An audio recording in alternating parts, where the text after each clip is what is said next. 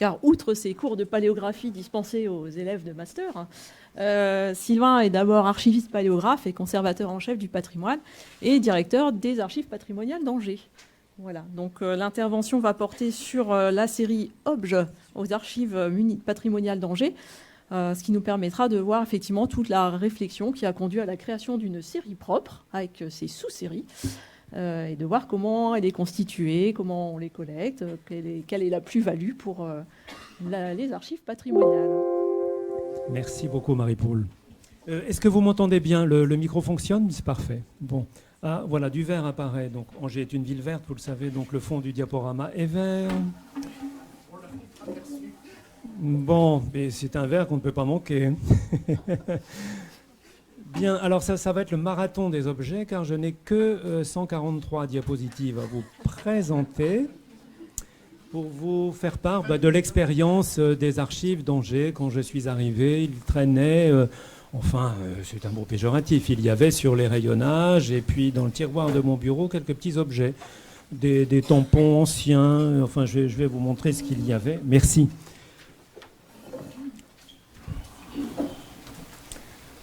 Donc, alors, comment ça se passe? Oui, c'est bon.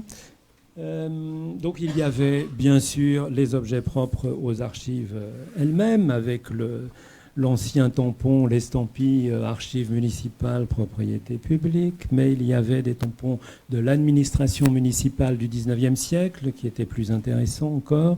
Alors la recette municipale ici, et puis il y avait toute une caissette de différents insignes du conseil municipal que l'on mettait à la boutonnière, alors aux alentours de 1900, mais alors pas du tout documenté, et d'ailleurs je n'ai jamais trouvé dans les archives de mention qu'on allait faire tel insigne ou tel autre. Et puis il y avait 3 boîtes de colliers, enfin pas de colliers de chien, mais de médailles, pour attester que vous aviez bien payé votre taxe sur les chiens, la 1915-1916. Alors, bon, pendant un moment, c'est resté comme ça, mais les services municipaux, relations publiques, cabinet du maire et différents autres, le jumelage, ont des objets et sont venus me trouver, où je suis allé les voir. Il y en avait dans les réserves, il y avait les médailles de la ville. Ici, la médaille de la charte communale du 5e centenaire en 1975. Et puis, voilà, il y avait aussi des initiatives concernant la nouvelle monnaie. Un directeur général adjoint avait cette urne ancienne provenant peut-être d'un service d'élection donc du conseil municipal au 19e. Les bâtiments eux-mêmes ont des pancartes et différents objets. Ceci, qui est un brassard de gardien de parc de la ville d'Angers, vient du centre nautique du lac de Maine.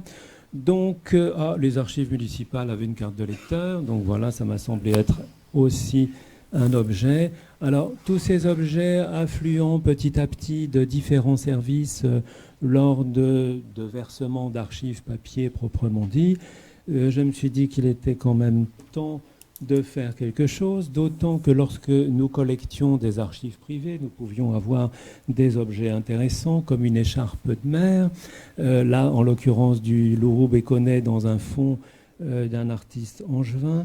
Le Mont-de-Piété a produit son lot d'objets, c'était l'un des plus anciens d'Angers.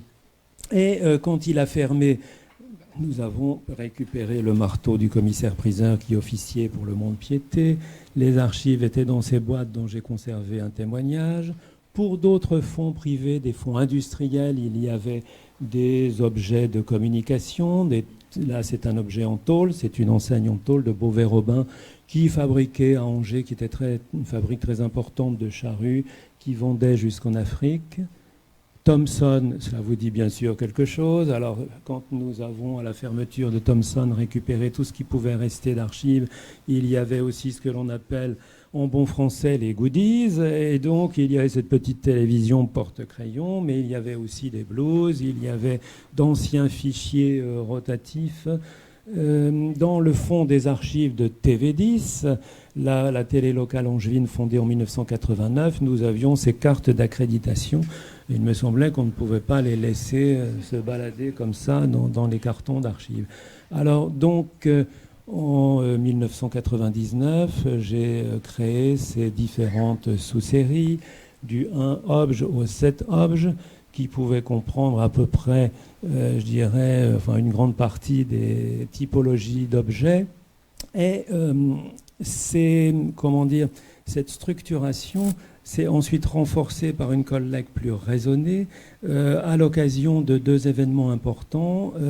Pour nous, ça a été l'exposition sur les commerces angevins en 2004, qui se trouvait salle Chemelier avec la reconstitution, et puis donc la collecte, et ensuite, à la fin de l'exposition, le don d'un certain nombre de choses aux archives, et puis l'exposition sur les produits de l'industrie, sur l'industrie en 2007, qui a donné lieu à une soixantaine de visites dans toutes les entreprises qui se trouvaient sur le territoire d'Angers ou dans l'agglomération. Et donc, les sous-séries se sont constituées assez rapidement. Et je vais d'abord vous parler, alors plutôt que d'évoquer les différentes typologies d'objets, donc plutôt de façon thématique, les objets publicitaires. Et donc ici, vous avez l'un des plus anciens que nous conservons. Alors bien entendu, la question s'est posée tout de suite par rapport au périmètre du musée des Beaux-Arts et que devaient faire les archives par rapport à tous ces objets. Et donc il s'est trouvé que les périmètres ont été définis assez facilement puisque le musée des Beaux-Arts, lui, ne s'intéressait pas aux petits objets, comme je l'ai dit dans le résumé de ma communication, assez insignifiants. Une assiette, évidemment, c'est une assiette isolée, un bout de ruban, une pelote de ficelle, des souvenirs d'inauguration. Donc, finalement, tout cela a été dévolu à la série obj des archives municipales. Dans ces archives-là, on a beaucoup d'éléments publicitaires qui concernent donc la médecine, la pharmacie, et donc j'ai voulu vous montrer aussi les différentes typologies d'objets que renferme une sous-série sur la vie angevine, en fait, pour témoigner de ce qui se faisait à Angers et de ce qui se vendait. Et donc vous avez ici un portefeuille offert par le Grand Hôtel, le café qui se trouvait au Grand Hôtel Place du Ralliement, les chocolats gauchers alors ça c'est évidemment les collectionneurs recherchent particulièrement ce genre d'objets, mais cela peut être des éventails publicitaires comme celui des Dames de France, un porte-aiguille et c'est tout à fait minuscule. Alors je vous montrerai ensuite comment on essaye de conserver tout cela au mieux. Et puis, vous aviez aussi ce peigne offert par un café angevin rue du Haras, représentant une élégante. Et bien sûr, il y a les sacs. Vous avez vu que nous avons une sous-série 7 objets uniquement réservée aux sacs de commerçants et qui font leur publicité évidemment dessus.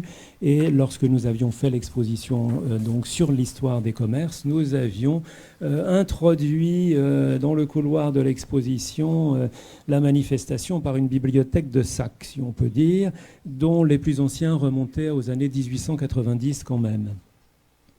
Alors, je vous ai montré des objets publicitaires de commerce, d'industrie, bien sûr, Bessonneau, la grande société anonyme des filatures, cordages et tissages d'Angers, qui a fait beaucoup de publicité. Cointreau, alors Cointreau, c'est extrêmement vaste. Nous ne faisons pas concurrence avec le carré Cointreau, que j'ai visité, dont j'ai vu les réserves. Mais il se trouve que nous avons des choses qui sont assez complémentaires d'ailleurs et qu'ils n'ont pas, comme la boîte de pique-nique du centenaire de Cointreau. Alors rassurez-vous, elle est vide, mais tout de même, voilà, c'est un souvenir qui est assez rare. Et vous voyez ici comme Giffard, autre grande firme angevine, avait le don de faire des objets publicitaires extrêmement chics et élégants. Il n'y a pas que les grands, Bessonneau et les liqueurs, bien sûr, c'est à eux que l'on pense à Angers pour la publicité, mais il y a aussi les vêtements imperméables, d'autres petites fabriques, une grande Thomson issue de la décentralisation. Donc on a eu pas mal d'objets de Thomson, mais celui-ci a été donné par un particulier lors de l'exposition en complément. Scania, la fierté de Jean Monnier, avec le souvenir de la sortie du premier camion en 1992. Pour les institutions et les associations, nous avons aussi toute une série d'objets. La Chambre des notaires, que vous voyez, l'Association amicale des étudiants de l'Université catholique, une médaille de 1889, des objets aussi ayant trait à la musique à Angers. Angers est une ville musicale. Et puis, bien entendu, voilà, ça je ne voulais pas ne parler. Nous avons une série d'objets consacrés à la formation d'Angers, puisque vous avez édité quelques objets souvenirs. Donc ça, c'était des objets publicitaires, mais il y a aussi une section donc ouverte sur les objets de vie quotidienne, les plus anciens étant par exemple ce bouton de 1790. Alors voilà, ça va assez loin. Donc il y a donc des lunettes de Verschali, un commerçant qui existe toujours, qui est sur le boulevard Foch, pas loin de la rue d'Alsace, des boîtes de chapeaux qui sont de certains commerçants et qui vont être utilisés pour une exposition au Pont de Cé, au musée des coiffes. Nous avons des souvenirs militaires ici d'un certain maire en 1908, soldat au 6e génie. Et puis, dans la vie quotidienne, il y a des employés à la ville d'Angers qui ont des uniformes. En voici un des années 20 avec les armoiries de la ville. Dans la vie quotidienne, il y a bien sûr tout ce qui est cartonnage de commerce. Donc la vente de cartouches, il y avait des armuriers importants dans la ville. Et la vie quotidienne, oui, c'est aussi la guerre et Pignerol, la présence des Allemands. Et donc ici, vous avez une soupière qui provient du mess des sous-officiers, puisque c'est un liséré au rouge, le vert étant réservé par exemple aux officiers, donc qui vient de Pignerol et d'une manufacture de porcelaine de Berlin. Alors, c'est classé chronologiquement. Ensuite, je vous ai mis la Goutte de lait qui a été fondée en 1947 et qui a été suivie de la première crèche. Alors, c'est une petite médaille souvenir qui est rarissime. Une employée de notre service des archives nous a donné un sac de plage pour la natation angevine, puisqu'on se baignait dans la Maine avant que la piscine de la Baumette n'existe. Dans la vie quotidienne, il y a donc de la musique, bien sûr. Chez Groslo, ça c'était une firme importante. Il y a aussi ce porte-clés d'hôtel qui a dû être oublié, pris par un client et qui est revenu maintenant aux archives. Des calots d'étudiants. Là, c'est l'école supérieure d'électronique de l'Ouest. Là, ce sont les relations publiques qui m'ont procuré quelques assiettes du service Jean Lursa que Jean Turc avait demandé pour recevoir les invités de marque de la ville. Vous avez aussi, on retrouvera des chaussures. Là, c'était un magasin très important à Angers, Philomène, qui était très connu. La vie quotidienne, elle est faite de poubelles, puisque nous produisons pas mal de déchets. Donc voilà un sac tout neuf de 1990. Et puis, il y a évidemment le jeu bien présent dans nos vies, donc un Monopoly spécial Angers, qui est peut-être déjà une pièce collector. Et à présent, je passe aux productions angevines et vous allez voir les différentes, matières qui étaient travaillées à Angers. Bien sûr, je ne vous montre pas de bloc d'ardoise quand même, mais vous avez ce cabochon qui était inclus dans des ouvrages en ardoise, réalisé par la firme La Rivière. Angers était ville de l'étain. Il y a toujours eu dans beaucoup d'autres villes aussi. Et toutes les villes autrefois produisaient évidemment ce dont elles avaient besoin sur place. Donc ici, Georges Gras à la fin du 19e. Dans les productions, je reviens à Bessonneau avec ce camion modèle réduit qui a été fabriqué à Bessonneau, qui est un exemplaire unique. Donc l'entreprise a fermé en 1968. Les archives ont subi quelques opérations chaotiques. Beaucoup ont été détruites, mais enfin on a pu par la suite en récupérer grâce à des associations. Voilà donc un exemple de toile pour Bessonneau. Le parapluie, Angers était capitale du parapluie. Bon, on l'oublie maintenant, Lafarge, ça évoque plutôt les ciments. Mais à l'époque, c'était donc la fabrique de parapluies la plus importante à Angers. Angers, avant les Mauges, a été capitale de fabrication de chaussures. Et ici, vous en avez donc de la fin du 19e siècle de la marque Au bord de la Loire, qui était aussi très connue. Alors, je passe sur les liqueurs. Vous avez bien sûr donc, comme production tout ce qui tourne autour du Cointreau, avec différentes sociétés rayées ici, Giffard qui se distingue toujours. Mais il y avait à Angers des ciergeries, car la religion, évidemment, y était très importante. Donc là, c'est une bougie Souris de la rue des Lys. La fabrique de cartes à jouer Dieudonné était très connue. À Nantes aussi, il y avait des cartes à jouer fabriquées dès le XVIIe, XVIIIe siècle. Ici, c'est un jeu du XIXe siècle.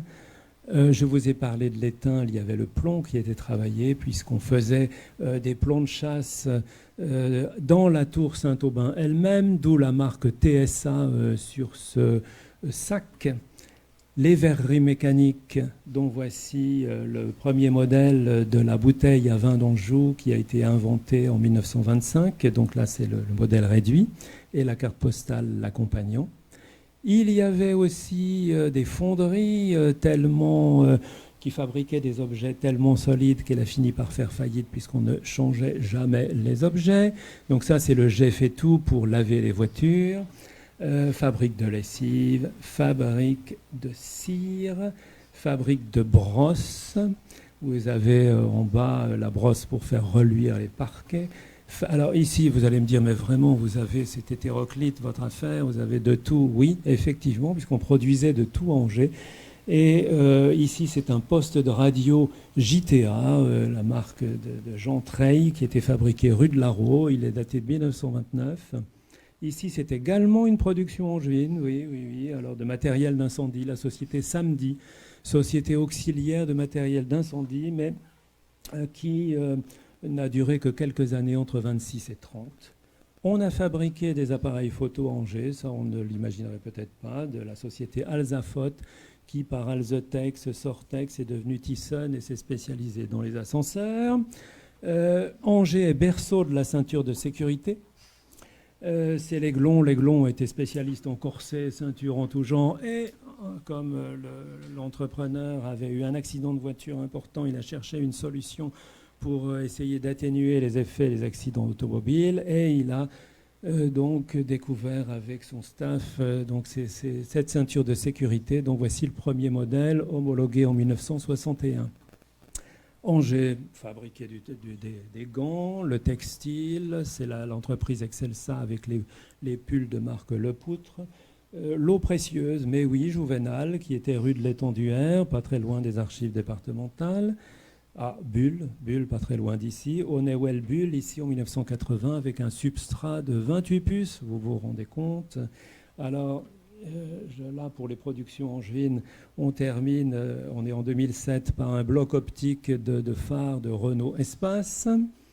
Et on a créé spécialement la firme Trigano, qui était héritée du défunt Empire Bessonneau, nous a réalisé un modèle réduit, rassurez-vous, c'est un modèle réduit d'auvent de camping.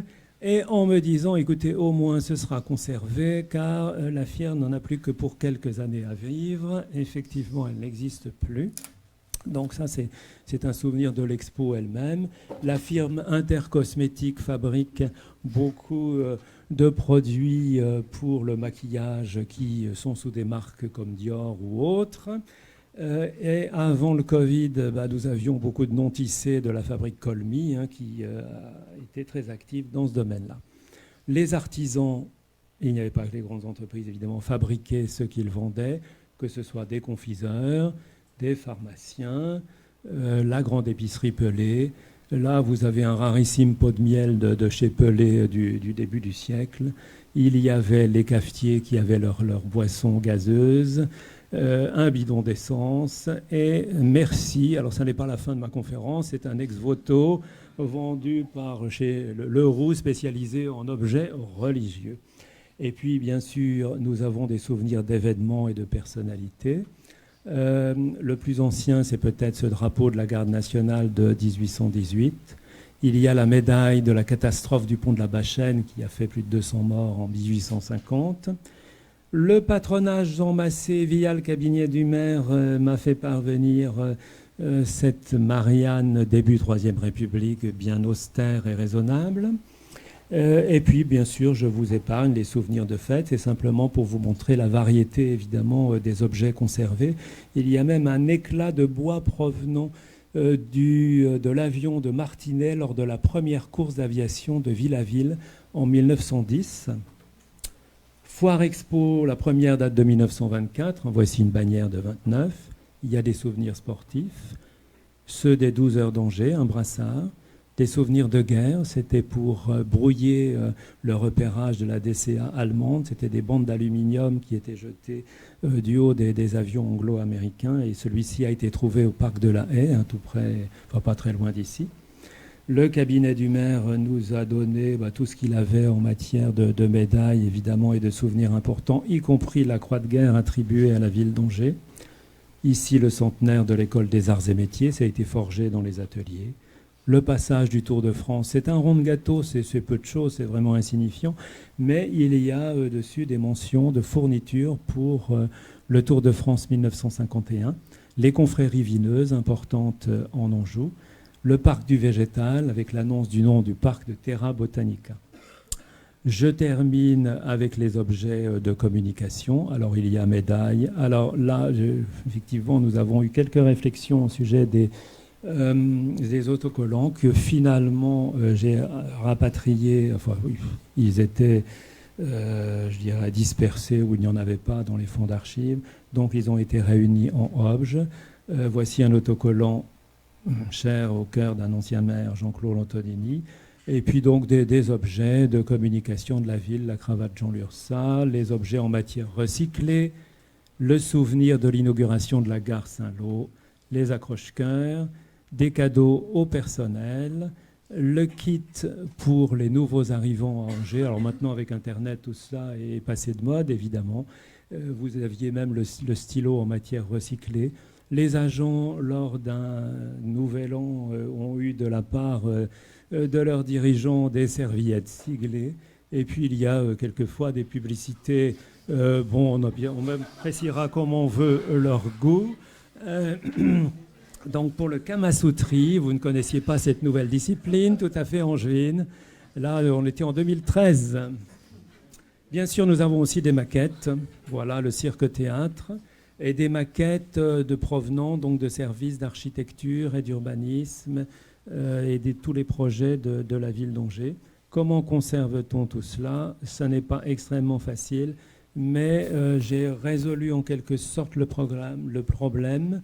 Nous ne sortons tous ces objets que pour les expositions, jamais en salle de lecture. Ils sont tous photographiés et quand enfin nous aurons récupéré notre site internet qui est en cours de retravail, si l'on peut dire, au point de vue des questions techniques qui se posent depuis la cyberattaque que la ville a subie, eh bien, tous ces objets sont visibles sur Internet. Donc nous ne les sortons que pour les grandes occasions, si je puis dire. Les maquettes sont conservées sur des racks dans un magasin annexe à celui du rue, puisque nous sommes aux rues Repères Urbains. Voici les maquettes plus importantes. Les objets sont dans des sortes d'imab. Donc, voilà, je vous ouvre un d'imab. Vous avez... Alors, tout est bien bloqué, conditionné, évidemment, comme on peut. Quand on enlève le carton à chapeau, voilà ce que l'on voit en dessous. Les drapeaux sont dans des meubles... des tirs à tiroirs qui sont très pratiques. Pour les médailles, c'est tout simple, c'est du matériel classique et cela se présente comme ceci. Et bien sûr, pour les descriptions, alors nous utilisons le logiciel Arkeia pour les archives. Il y a, pour les médailles, vous voyez évidemment la mention des mentions classiques, à vert, revers, toutes les dimensions, les provenances, la photographie. Et ici, vous avez la notice du modèle réduit téléviseur Thomson et du porte-clés Scania avec des mentions. Alors c'est assez simple, mais ça permet, si vous voulez, de faire le maximum. Et donc grâce aux photographies, on peut préserver au mieux les objets, parce que sinon il faudrait des étagères et des meubles et avoir une superficie beaucoup plus importante pour conserver les 2750 objets actuels. Merci de votre attention après cette avalanche de photographies.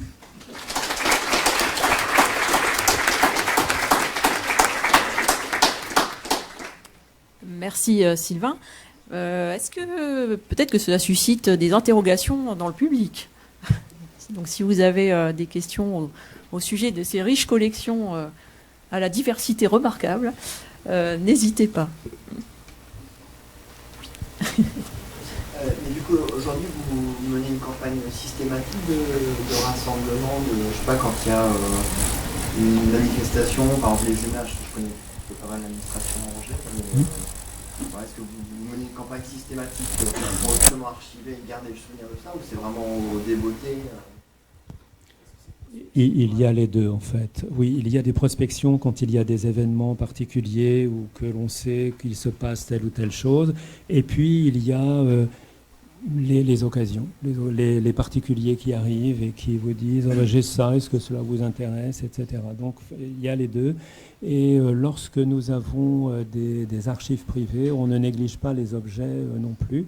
Donc, il y a une personne qui est venue me trouver sur, justement, c'était une descendante de Cosno, et qui m'a dit « Ah, j'ai un pistolet qui date du 19e siècle, d'un des premiers armuriers d'Angers. » Bon, alors je lui ai dit, il faut voir voilà, exactement ce que c'est.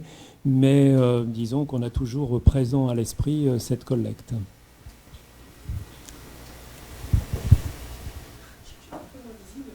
Ah, mais je te vois très bien quand même.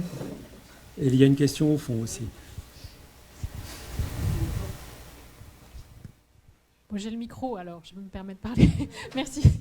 Oui, j'avais une question concernant les photographies, numérisation de ces objets. Est-ce que vous avez une technique particulière de numérisation pour les objets en 3 dimensions en particulier? Est-ce que vous avez établi Est-ce que vous les faites vous-même? Est-ce que vous les faites faire? Est-ce qu'il y a quelque chose une méthode systématique pour avoir tous les angles? Enfin, comment vous faites? Effectivement, et ça n'est pas facile de photographier un verre en cristal, par exemple. Enfin, le fond noir est requis, enfin, il y a d'autres choses. Nous avons un photographe. Alors, je dirais, oui, ce sont des photographes. Il y a le photographe de la ville qui en a fait. Et puis des photographes privés donc, qui viennent pour une campagne complète de photographie. Alors là, actuellement, tous les objets sont photographiés jusqu'au 1Obj 2000. Et donc, il va falloir faire une nouvelle campagne de photographie. Donc, il a un petit studio, évidemment, et tout le matériel. Et on lui demande de faire, effectivement, suivant différents angles, pour bien montrer l'intérêt de l'objet, son sigle. Voilà, donc il y a plusieurs... quelquefois une dizaine de photographies par objet, et ensuite on sélectionne aussi parce qu'il y a vous savez, l'exposition, la luminosité, etc. Et donc le résultat qui était sur le site internet, c'est vraiment une synthèse, une sélection de ce qui se passe. Mais donc c'est effectivement un photographe privé qui réalise le tout. C'était juste pour avoir une idée. Donc la base de données n'est pas accessible en ligne pour l'instant. Alors, elle était accessible en ligne, mais effectivement, voilà. Et donc la base est sur Archaia et éditée via Pléiade, suivant donc le logiciel d'édition que l'on utilise. J'avais une question sur le volume, le volume total, et en gros la proportion par rapport au fond des archives municipales, en fait. Alors en fait, ça représente peu de choses. Les archives patrimoniales, puisqu'à Angers, il y a 2 services. Il y a un service d'archives patrimoniales et un service d'archives contemporaines dites vivantes. Les archives patrimoniales vont jusque dans les années 1980, de 1367 à 1980, et font à peu près 2,6 km donc linéaires. Là-dedans, les objets représentent... peut-être 30 mètres de carton mis bout à bout, parce que tout est très concentré dans les cartons en fonction des tailles d'objets, etc. Donc on gagne un maximum de place.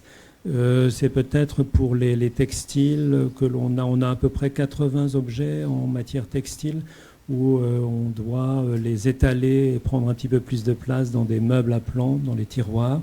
Mais c'est une série assez compacte. Et alors les objets plus importants sont dans des boîtes spécifiques sur les racks que vous avez vus dans nos magasins au Doyenné.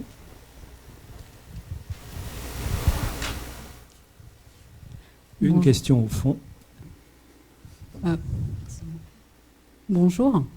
En fait, je voulais savoir si vous aviez déjà procédé à des campagnes de restauration sur ces objets. Alors non. Sur les objets, on n'a pas. Ils sont en bon état en général. Là où on aurait peut-être quelques campagnes de restauration à faire, c'est sur les textiles et notamment les uniformes. Donc l'uniforme que vous avez vu, d'autres qui sont plus anciens, qui sont du Second Empire. Voilà. Mais sinon, par exemple, le drapeau de la Garde nationale qui est en soie peinte de 1818 est en fort bon état. Donc voilà. Alors le musée aurait très bien pu se positionner là-dessus, mais bon, c'est un choix. Donc il, à l'époque, ne souhaitait pas le faire. Donc nous avons embrayé de notre côté. Voilà, donc les objets sont en bon état en général. Une question, s'il vous plaît. Est-ce que vous avez déjà eu des objets de quel côté êtes-vous? Ah voilà, très bien.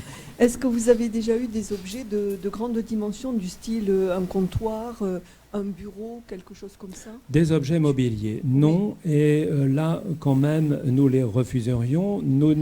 C'est difficile. Il y a la limite entre vraiment le musée et les archives.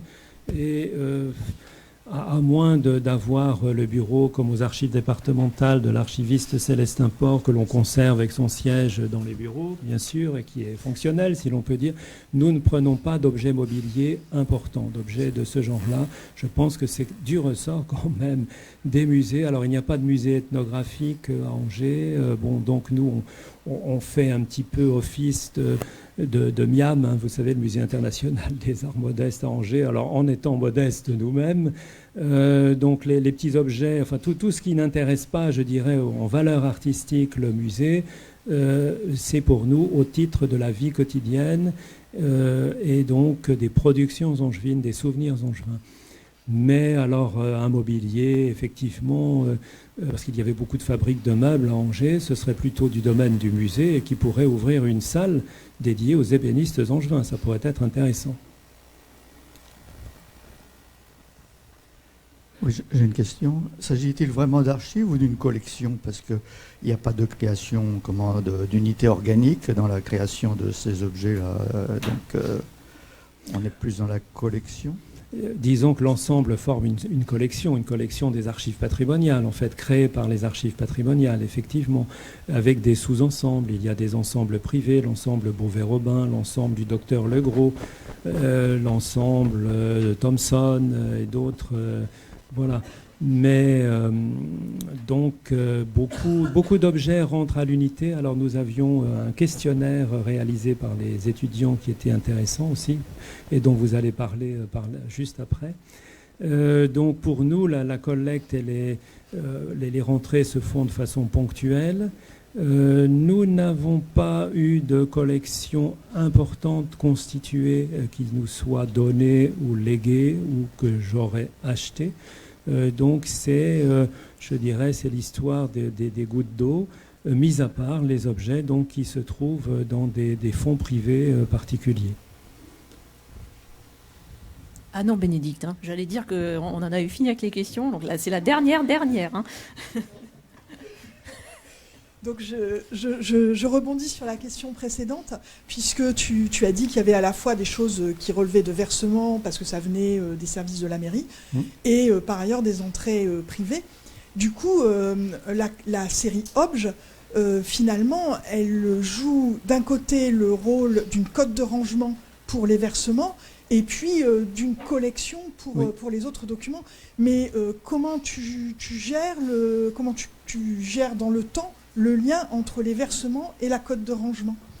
Alors, les versements, bien sûr, comportent une cote de renvoi vers la collection objet. Voilà. Et sinon, par la provenance, le champ provenance, on peut faire une édition, si l'on veut, donc de tout ce qui concerne une provenance municipale ou d'agglomération, du reste de la collecte privée. Donc on peut vraiment, disons, faire des inventaires à la carte, si je puis dire, en mettant, alors par exemple, les objets de communication, etc., suivant ce thème-là, ou suivant un thème donc, de provenance archivistique. Est-ce que j'ai répondu suffisamment à ta question ? Marie-Paul Piaf. Tout à fait. Marie-Paul est la gardienne du temps. Eh ben, merci Sylvain pour cette présentation effectivement très... Enfin moi j'avais pas idée effectivement qu'il y avait autant d'hétéroclisme dans tes collections et fonds. Finalement c'est comme les archives, c'est la vie elle-même. Voilà, la vie est très riche et merci à tous pour votre attention.